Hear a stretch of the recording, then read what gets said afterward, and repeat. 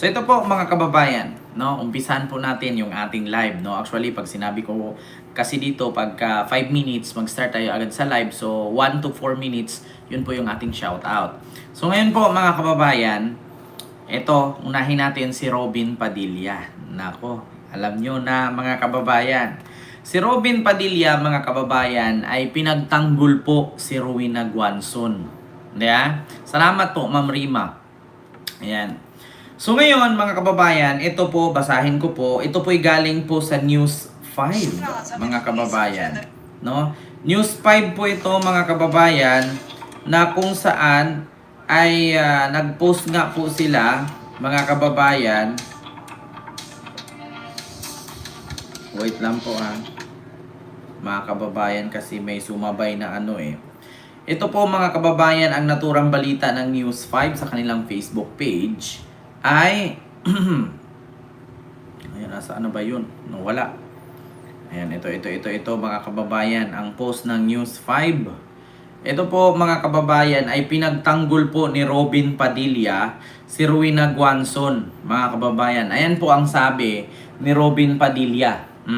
Ang sabi niya, walang sinuman na dayuhan ang maaaring magpalabas sa kahit na sinong Pilipino sa kahit saang lugar sa sarili, no, sa sarili niyang bansa, mga kababayan.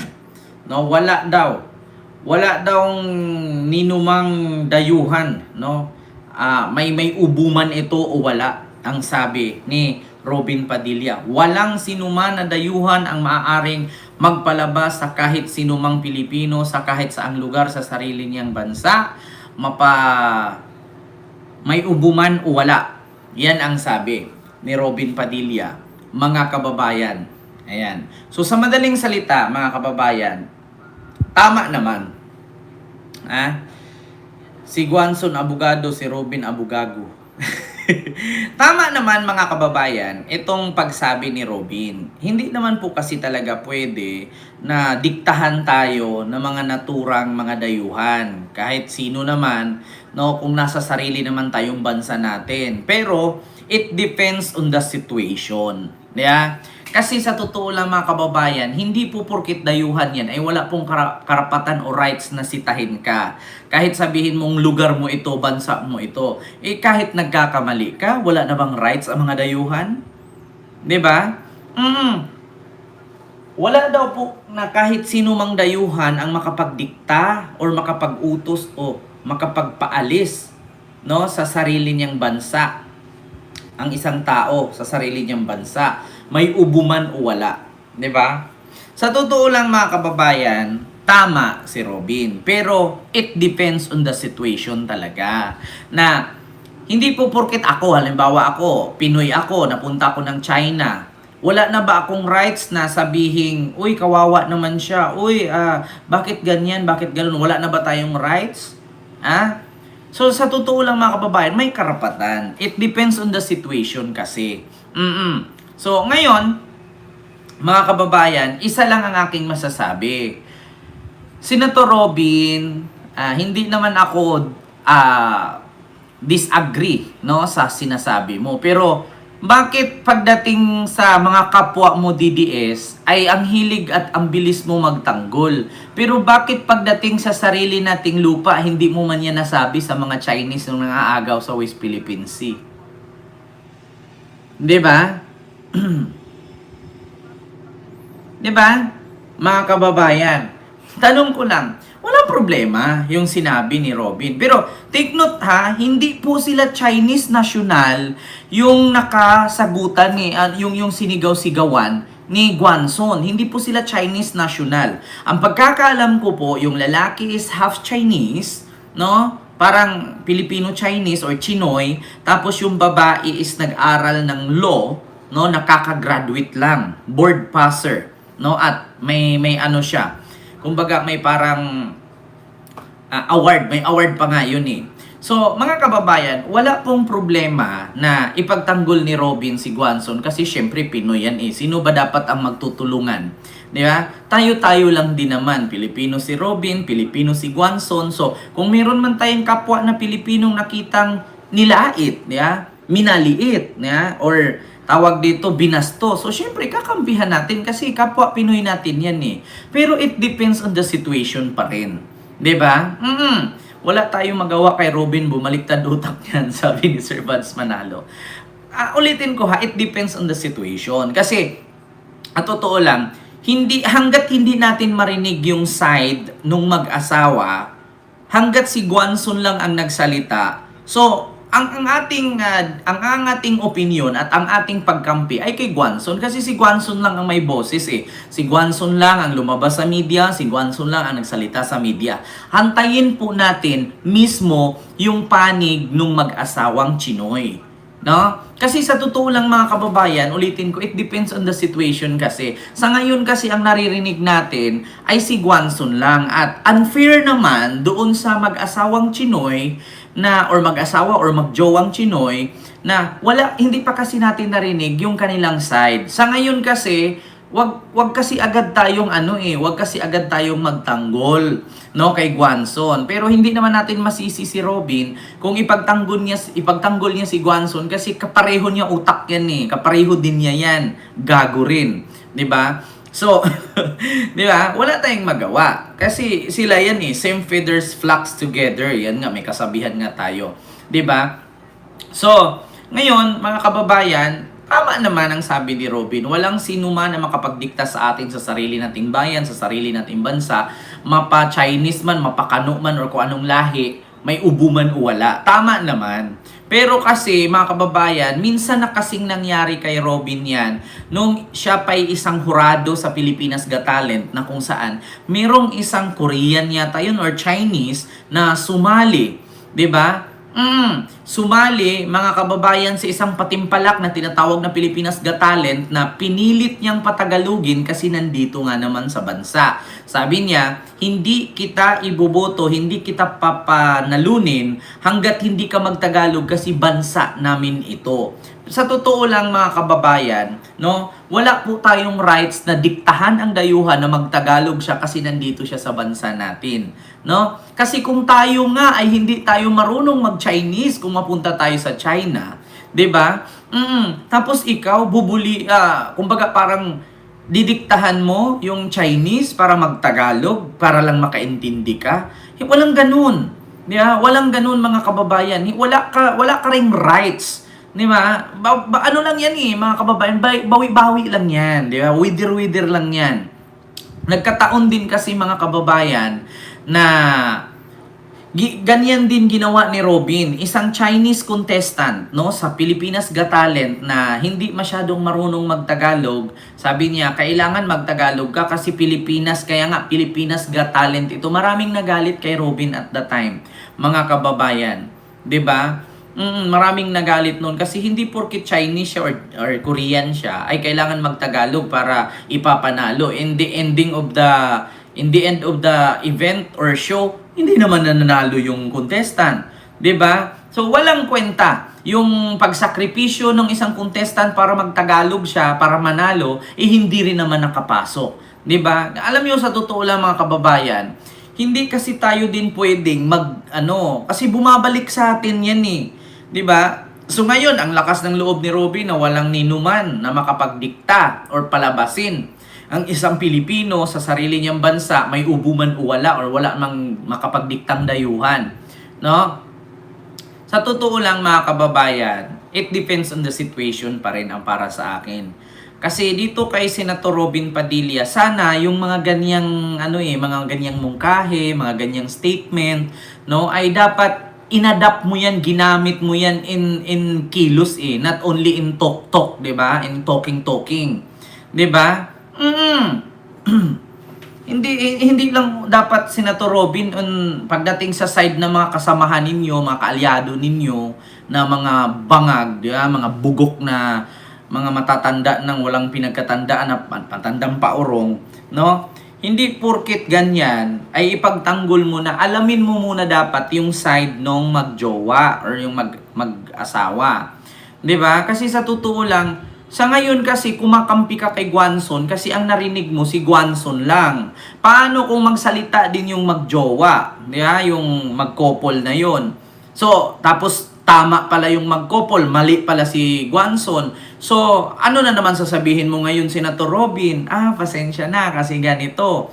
'Di ba? Yan ang mahirap eh. Yan ang mahirap sa atin. Kapag kakampi natin, kahit alam nating mali, ay gagawin natin tama. Just like what you did on Kibuloy.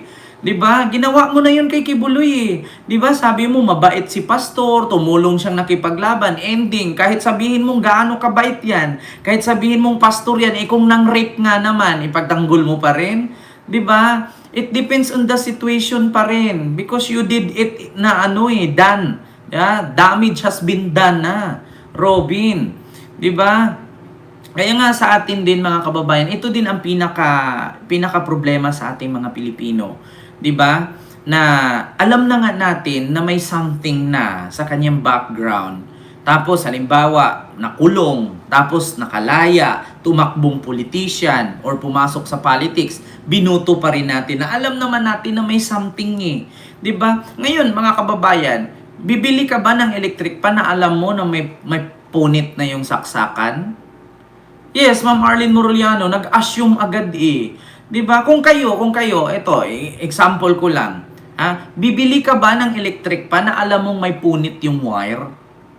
'Di ba? So, alam mong may punit yun, tas binili mo, sinaksak mo, okay. Nung sinaksak mo, okay. Paano kung yung punit no nahawakan ng anak mo na kuryente? 'Di ba? Ganon din 'yan sa mga politician. Alam mo nang may may record na based on the record. 'Di ba? Bakit kailangan iboto mo pa? Alam mo na may something. 'Di ba? Pero wala bang rule sa Comelec na ganyan na alam nating nakasuhan na, nakulong, nagpahinga lang konti, nas nakalaya, tumakbo ulit. 'Di ba? Yan ang mahirap dito sa atin sa Philippine politics talaga, mga kababayan. 'Di ba? Bibili ka ng rice cooker. O alam mong may mga short circuit na yung mga wirings dun sa ilalim. Tapos unang gamit mo okay, pangalawang gamit mo okay, pangatlo sumabog.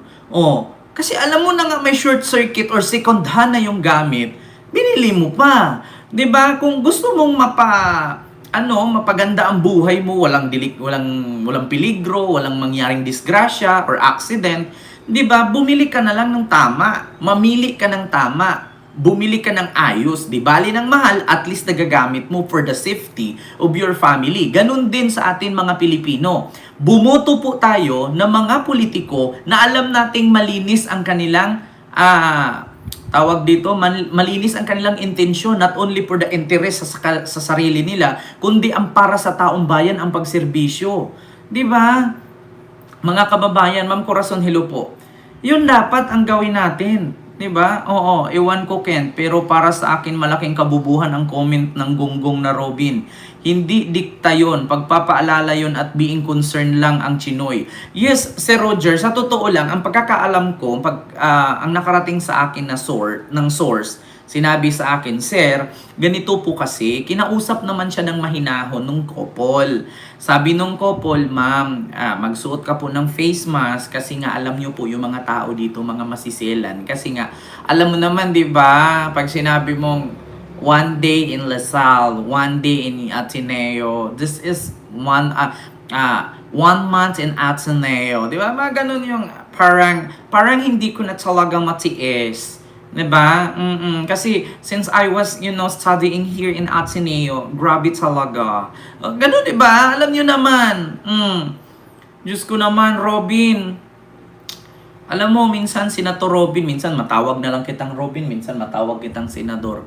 Sa totoo lang, 'wag kang one-sided, 'di ba? Kasi sa totoo lang, hindi mo alam kung totoong Chinese ba yun or half Chinese yun or Chinoy talaga sila. Kasi sa totoo lang, estudyante po ng Ateneo yung babae. Yung lalaki, yung kanyang boyfriend yata or couple sila, yun yung parang half Chinese. No? So wag tayo agad ganun. Kaya minsan sa totoo lang mga kababayan, no? Yan din ang mali sa ating mga Pilipino. Bago tayo mag-judge, bago tayo manghusga, kailangan alamin natin yung situation. Yung about naman kay Guanzon, kanina sa vlog ko na ang sabi ko nga nagwala siya na ang mahumanay naman ang pag-advise sa kanya nung mag-couple.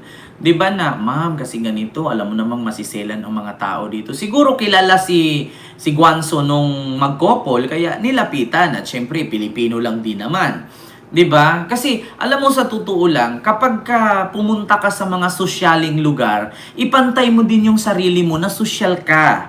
Hindi yung pagdating mo sa mga mamahaling lugar, nagiging sosyal ka, social climber pala. 'Di ba? Mahirap kasi yung ganyan. Oo. Kaya, Senator Robin, wag agad-agad judge doon sa mag-couple. Hantayin mo na magsalita yung couple. Kasi pag dumating ang panahon na magsalita yung couple, ang pagsisisi nasa huli. Ayan, masasabit ka na naman. Katulad sa ginawa mo kay si Claire Castro, 'di ba? Sabi mo, "Oh, ito may video akong hawak na si si Claire Castro daw ito nagbayad ng mga trolls."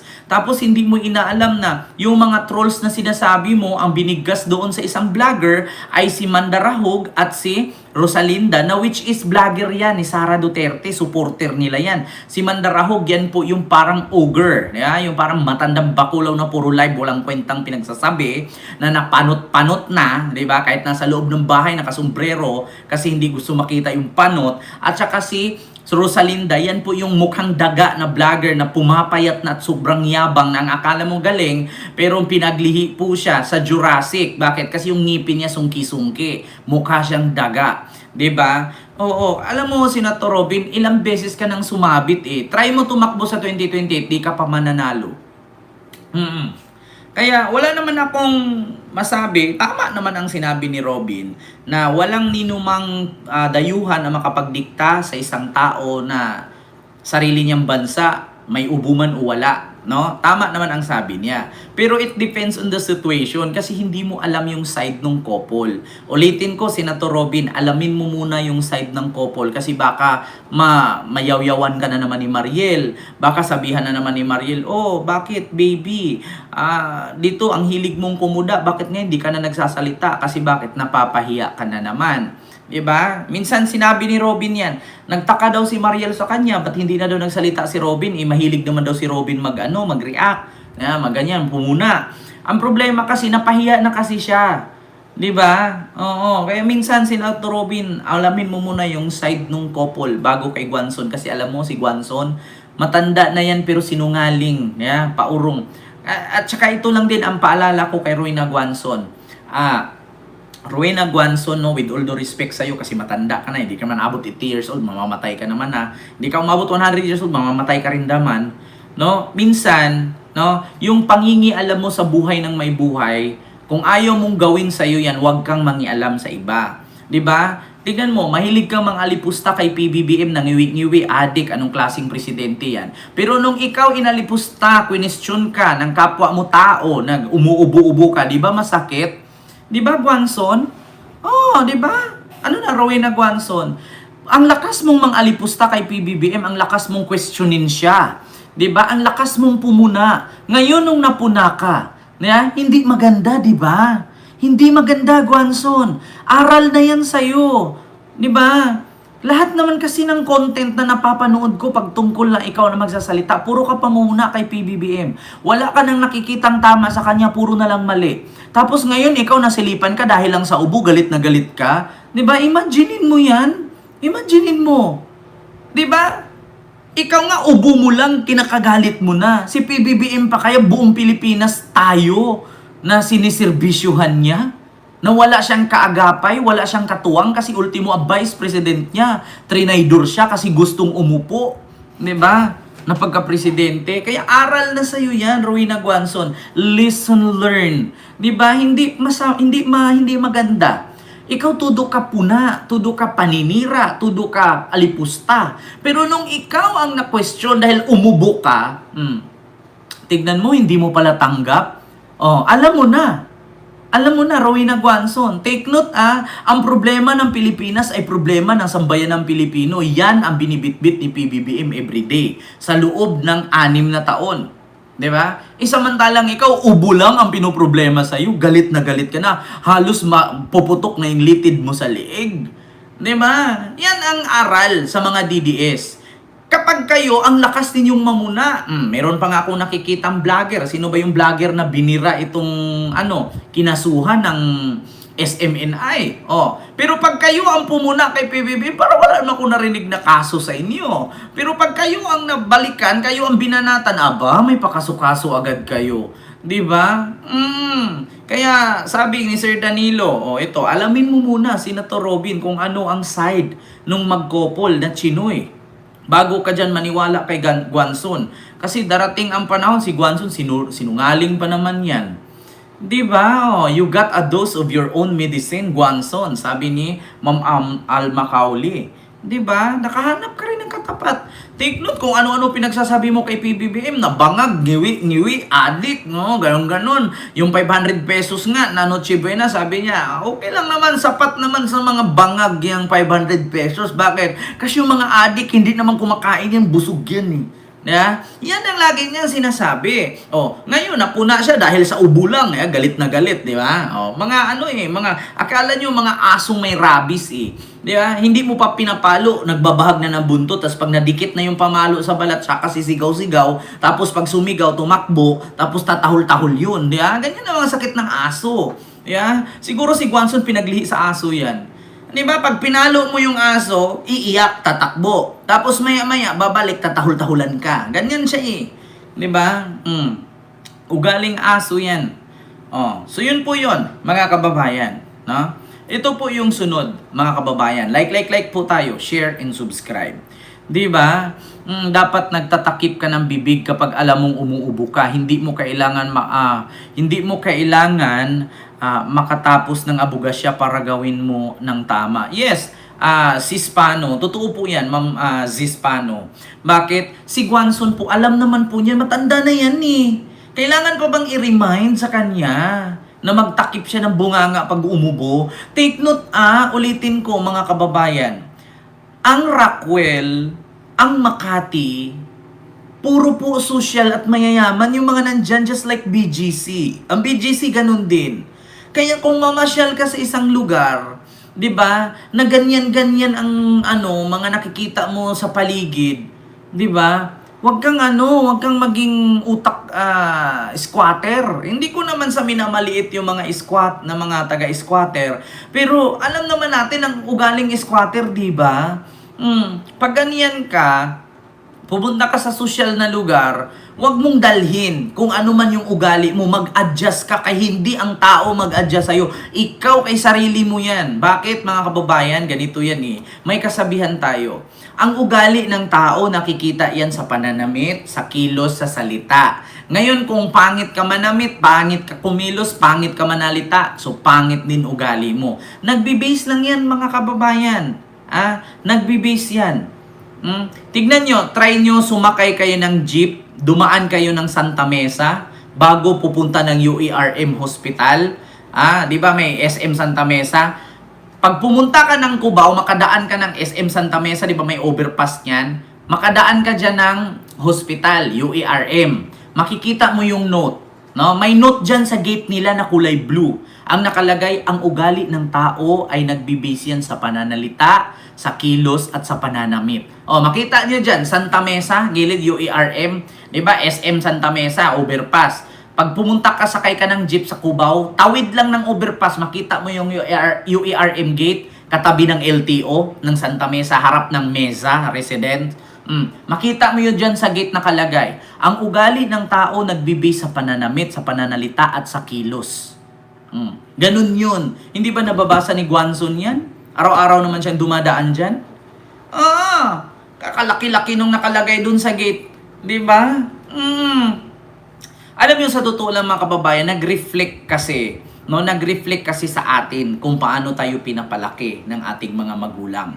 'Di ba? Kung pinalaki kang, 'di ba? Kung pinanganak ka sa tubuhan, at pinalaki ka na puro tubo ang kinain mo, 'di ba? Malalasing ka niyan, 'di ba? So, habang buhay mo nang dadalhin 'yan, no? So, yun po 'yun, mga kababayan.